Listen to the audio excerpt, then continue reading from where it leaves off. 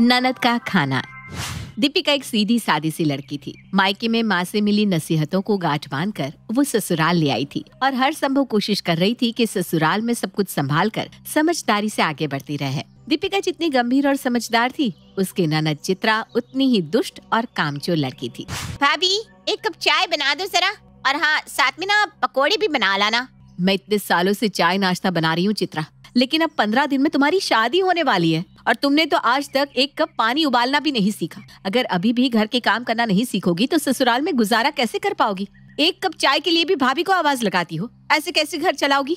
भाभी, आप अपना प्रवचन अपने पास ही रखो और आज के बाद मुझे उल्टा बोलने की गलती मत करना। आपसे चाय बनाने के लिए बोला है, चाय बना कर लेकर आओ, ज्यादा दिमाग मत चलाओ। चित्रा की बात सुनकर दीपिका को गुस्सा तो बहुत आता है, लेकिन उसका स्वभाव ही ऐसा था कि वो बातों को आगे बढ़ाने के बजाय उनको खत्म कर देना ज्यादा सही समझती थी। चित्रा की बात सुनकर दीपिका ने आगे से चित्रा को किसी भी काम के लिए ना रोकने की कसम खा ली थी। धीरे धीरे समय बीता और चित्रा शादी के बाद अपने ससुराल चली गई। शादी के बाद पता नहीं कैसे भुक्खड़ लोगों के यहाँ अपनी मेरी शादी करती माँ। हर समय उन्हें कुछ न कुछ खाने के लिए चाहिए होता है। सारी दुनिया दिन में एक बार नाश्ता करती है और एक मेरे ससुराल वाले हैं जो जितनी बार चाय पीते हैं उतनी बार उन्हें चाय के साथ कुछ न कुछ नाश्ता चाहिए होता है। नाश्ते के बाद खाना, खाने के बाद फिर से चाय नाश्ता। अरे मैं थक गई हूँ पूरा पूरा दिन किचन में खड़े होकर नाश्ता और खाना बनाते बनाते। ऐसा लग रहा है सिर्फ खाना बनवाने के लिए धर्मेश ने मुझसे शादी की थी। अरे बेटा, ऐसे नहीं कहते। शादी के बाद खाना तो सब लड़कियों को बनाना पड़ता है। तू अपनी भाभी को ही देख ले, 4 साल हो गए उसकी शादी को। दिन का आधे से ज्यादा समय रसोई में ही बिताती है वो।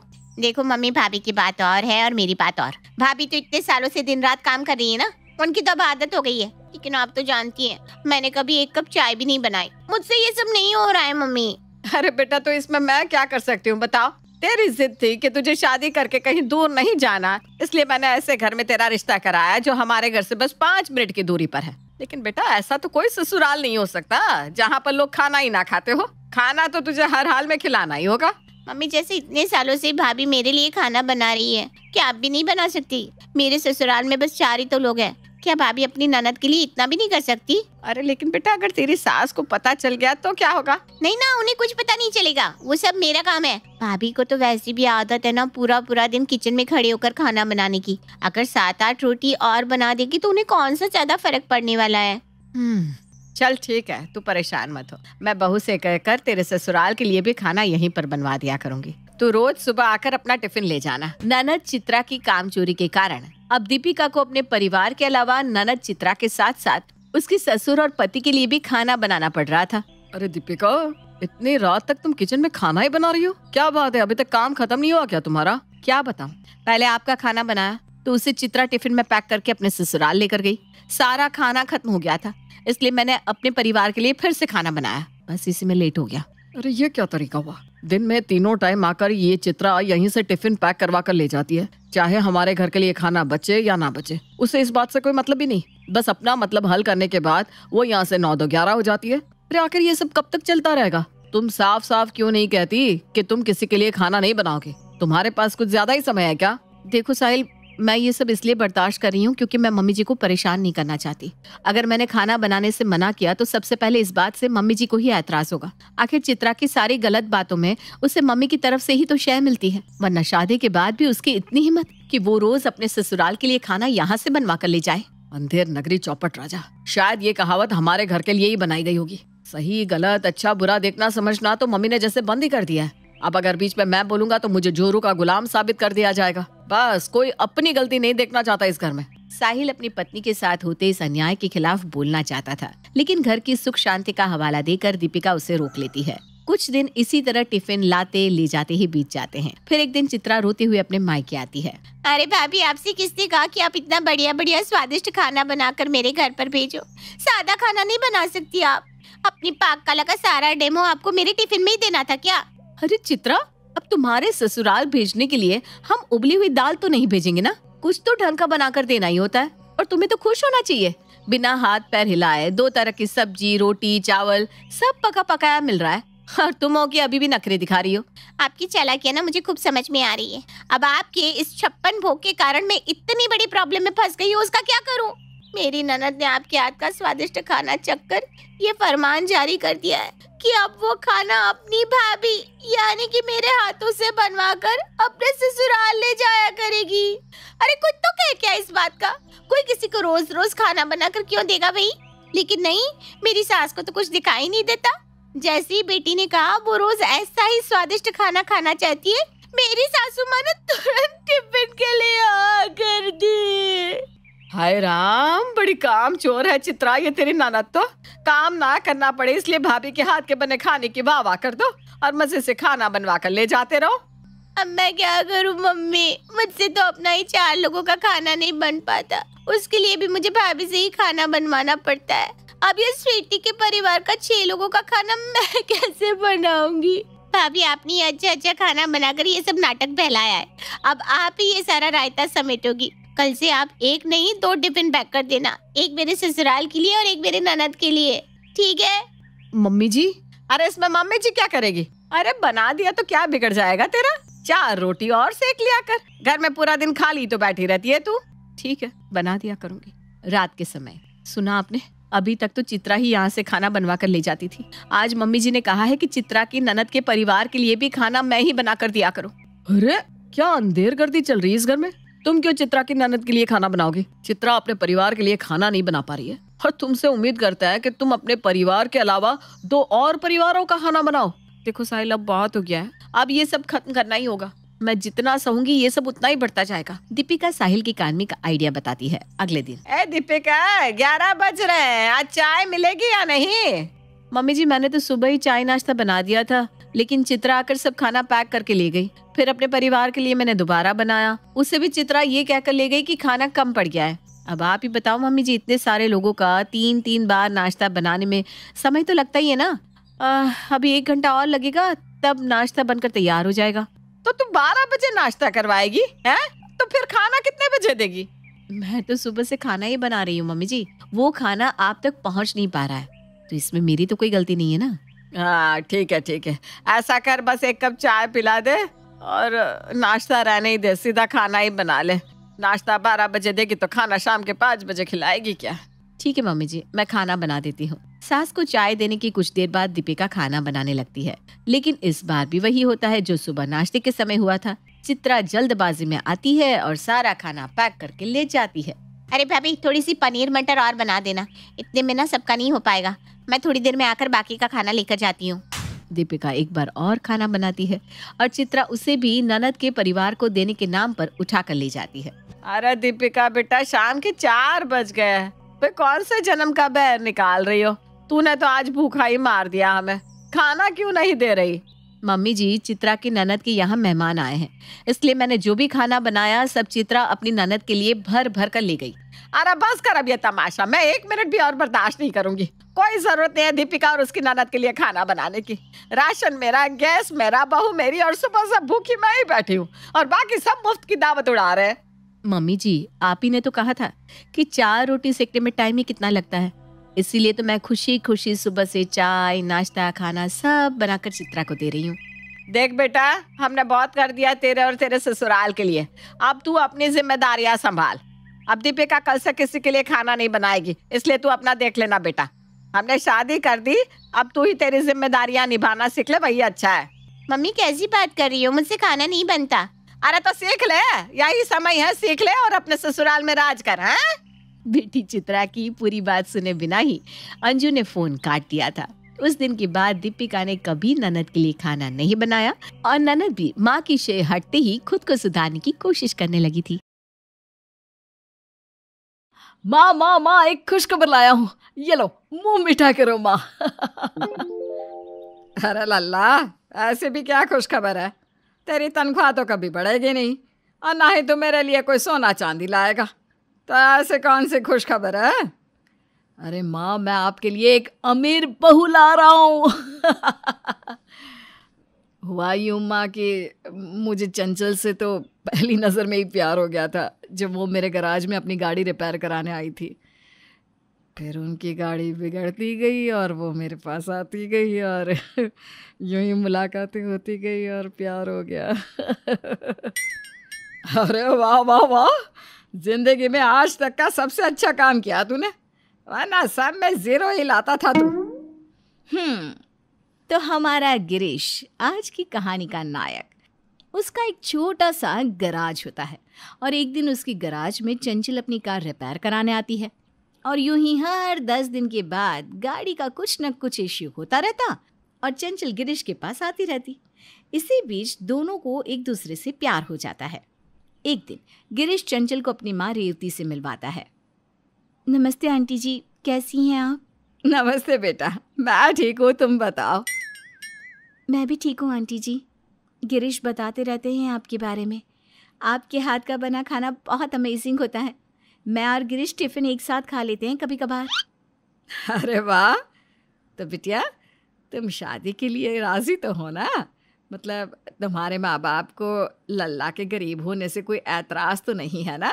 नो आंटी जी, मैं मेरे पापा की परी और मम्मा की डॉल हूँ, इसलिए वो लोग मेरे पसंद को कभी नापसंद नहीं करेंगे।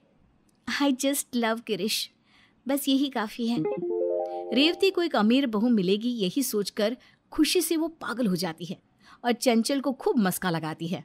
ये लो बिटिया, ये स्पेशल नूडल्स बनाए तेरे लिए, और ये काली कॉफ़ी जो अमीर लोग पीते हैं ना और ये मक्खन और ये जैम लगाया हुआ ब्रेड।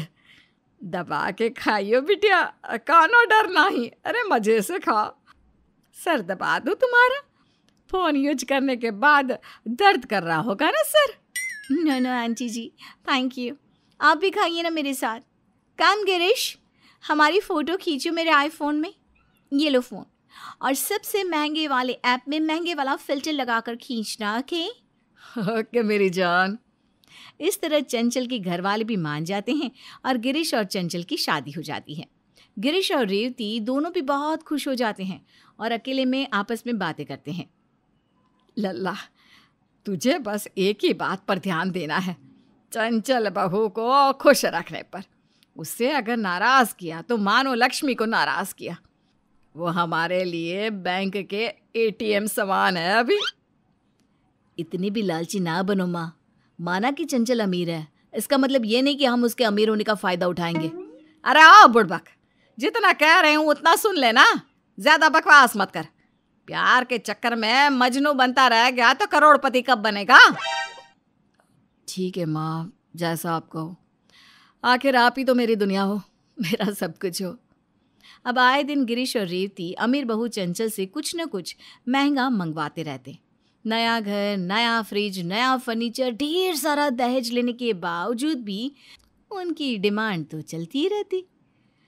अब चंचल समझ जाती है कि गिरीश और रेवती सिर्फ पैसों के भूखे हैं, इसलिए वो भी अपनी चाल चलना शुरू कर देती है। एक रोज़, चंचल, दरअसल हम तो हनीमून पर जाके आए पेरिस में।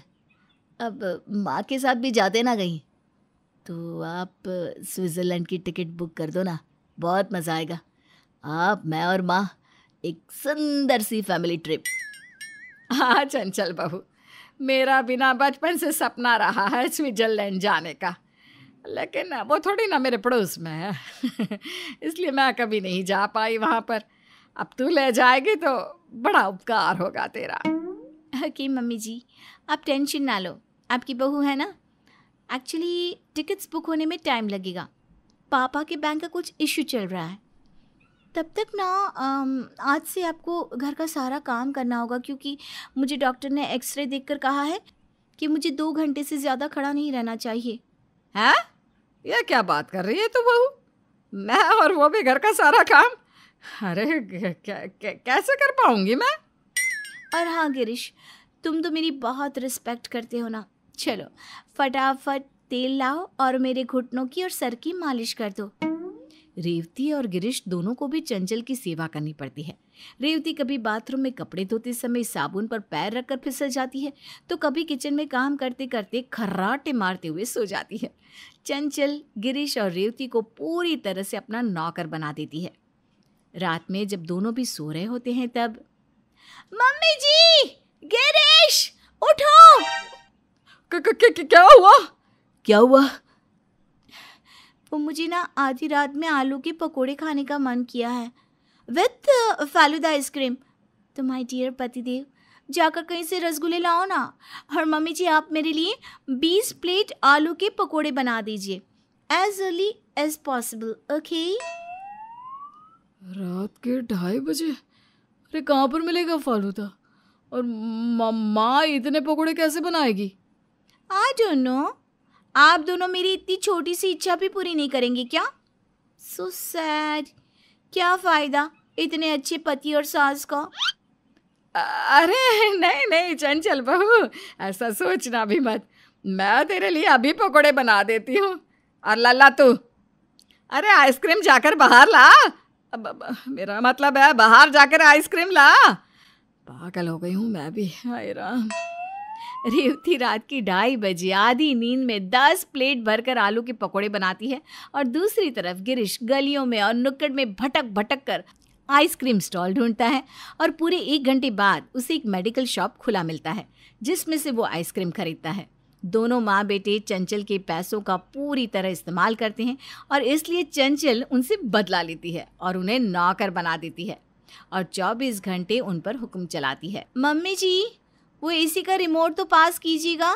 और हाँ, मेरे कमरे में ना बहुत धूल जम गई है, वो भी ज़रा साफ़ कर दो, ओके? और ये सबका लल्ला आएगा तो उसे बोल देना कि मेरी कार साफ़ कर दे।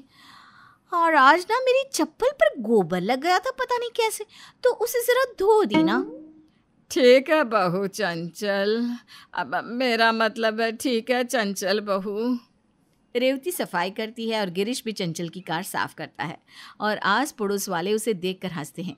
जब चंचल के पुराने कॉलेज फ्रेंड्स घर पर आते हैं तब रेवती और गिरीश को देखकर कहते हैं, ओह माय गॉड चंचल, ये दोनों तेरे सास और हस्बैंड हैं?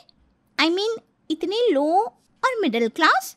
हाँ यार, इनके कपड़े देखो और तुम्हारे देखो। No guys, you are having a misconception. ये दोनों मेरे सास और हस्बैंड नहीं, ये दोनों तो मेरे घर की नौकर हैं। ऐ छोटू, चल शरबत लाओ सबके लिए। ओ मैडम, जाओ जाकर नाश्ता बनाओ, इधर खड़ी रहकर मोनालिसा की पेंटिंग बनी मत रहो। रेवती और गिरीश की तो बुरी तरह बेइज्जती हो जाती है। चंचल के फ्रेंड्स के जाने के बाद दोनों माँ बेटे चंचल की गुलामगिरी करके थक जाते हैं और काफ़ी परेशान हो जाते हैं। लल्ला, तूने अमीर बहू की जगह ये कैसी बहू ला दी? चंचल नहीं, ये तो 1 नंबर की सख्त कठोर और बुज़दिल बहू है। अरे जरा भी शर्म नहीं आती, बूढ़ी सास और गरीब पति को नौकर बना कर रखा है। वही तो माँ, लोग पति को अपना देवता मानते हैं, मेरी पत्नी ने तो मुझे अपना नौकर बना डाला। दोनों आपस में बात कर ही रहे होते हैं कि तभी वहां पर चंचल आ जाती है। क्यों? ये बात तब नहीं समझी जब आप दोनों ने मुझे मेरे फायदे के लिए इस घर की बहू बनाया। मम्मी जी, अमीर बहू सुनकर तो मानो आप 7वें आसमान पर चली गई थी। हार तुम गिरीश, अगर सच्चा प्यार करते ना तो पैसों के लिए अपनी माँ का साथ नहीं देते, उनके खिलाफ होते। मैं जानबूझकर ये सब कर रही थी ताकि आप दोनों की समझ में आ जाए कि आप दोनों कितने गलत हो, मेरी अमीरी का कितना फ़ायदा उठा रहे हो।